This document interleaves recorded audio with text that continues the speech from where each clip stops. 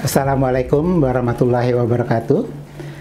Pemerintah kita baru saja mengumumkan tanggal 1 Maret 2020 yang lalu bahwa ada 2 orang warga negara Indonesia yang terinfeksi COVID-19.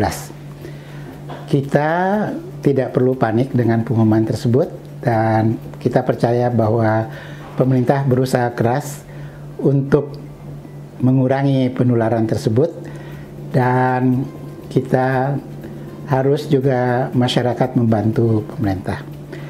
Dan sebagai orang yang selalu bergaul dengan orang-orang lain, maka kita perlu tahu bagaimana cara penularan penyakit COVID-19 ini. Virus yang menyebabkan COVID-19 ini mudah menular dari orang ke orang. Jadi kalau ada seorang yang di dalam saluran nafasnya ada virus COVID-19, maka kalau dia bersin, itu akan keluar banyak sekali butiran-butiran ludah yang disebut droplet. Itu bisa sampai 30 ribuan. Dan kalau batuk juga keluar, tapi tidak sebanyak itu, mungkin sekitar 3.000.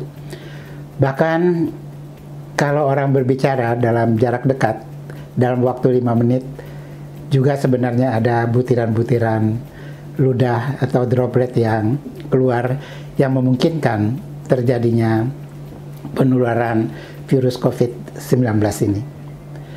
Nah, karena itulah kita harus menjaga diri, jangan sampai kita berkontak dengan orang yang mempunyai virus tersebut. Karena kita tidak tahu, maka caranya adalah kita jangan terlalu sering berkerumun dengan orang banyak, karena kita tidak tahu, mungkin salah satu di antaranya mempunyai virus COVID-19 ini.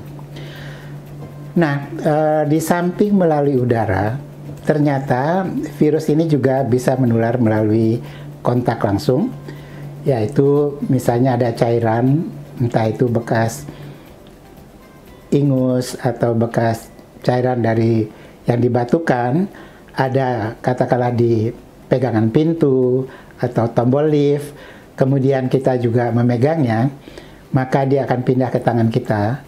Karena itulah kita harus selalu sering-sering mencuci tangan kalau habis memegang sesuatu, apalagi bahan tersebut pernah dipegang oleh orang lain. Nah, di samping itu ada cara supaya kita tidak menulari orang lain kalau kita mempunyai virus COVID-19 ini ataupun virus-virus lain, yaitu dengan cara memakai masker. Nah, masker ini ada 2 macam. Satu, masker respiratori yang sering juga disebut masker N95, dan satu lagi adalah masker surgical yang banyak dipakai oleh para dokter atau perawat. Nah, untuk mencegah supaya droplet cairan ludah kita tidak mengenai orang lain, kita cukup memakai masker surgical atau masker bedah ini. Sedangkan petugas kesehatan yang bertugas untuk melayani, mengobati, dan merawat pasien-pasien yang positif COVID-19 atau dicurigai ada COVID-19, dia harus memakai masker N95. Jadi jangan semua orang memakai N95 karena itu sebenarnya secara berlebihan. Dan kalau kita tidak batuk dan kita tidak berisiko untuk terpapar dari orang lain, boleh saja kita berjalan keluar tanpa masker.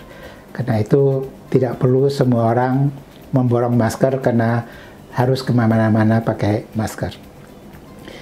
Pemerintah sendiri juga kemudian sudah mengupayakan di beberapa tempat menyediakan screening, adanya thermoscanner yang bisa melihat apakah suhu tubuh kita naik atau tidak, dan kalau kita ada gejala, dianjurkan oleh pemerintah bisa menghubungi pusat-pusat layanan sehingga bisa dilakukan pemeriksaan. Banyak orang yang merasa takut kalau dia nanti di karantina, diisolasi, tidak boleh bertemu keluarga, dan tidak tahu di karantina itu diapakan. Nah, isolasi dan karantina ini adalah upaya untuk mencegah supaya orang yang mempunyai virus ini atau dicurigai mempunyai virus ini tidak menularkannya ke sekitarnya, kepada keluarga-keluarga yang cintanya, kepada teman-temannya, kepada karyawan sesama kantor. Dan kalau sudah dipastikan bahwa dia tidak mengandung atau tidak ada virus ini di saluran cernanya dan dia tidak sakit, maka dia tentu boleh kembali ke rumah dan ke tempat kerjanya. Jadi tidak perlu takut, dan bahkan kalau sekiranya sakit, karena sudah dekat di rumah sakit di isolasinya, maka segera akan ditolong, dan Kementerian Kesehatan menjamin bahwa semua pertolongan ini akan dijalankan dengan tidak mempertimbangkan biaya, karena Kementerian Kesehatan yang akan membiayainya. Jadi, saudara-saudara sekalian, kita bukan sendiri. Lebih dari 70 negara sudah melaporkan adanya COVID-19 ini. Lebih dari 90.000 kasus di seluruh dunia. Jadi, adanya 2 kasus di Indonesia tidak perlu terlalu dikhawatirkan.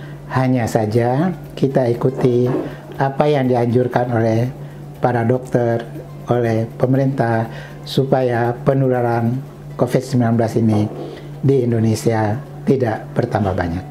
Terima kasih. Wassalamualaikum warahmatullahi wabarakatuh.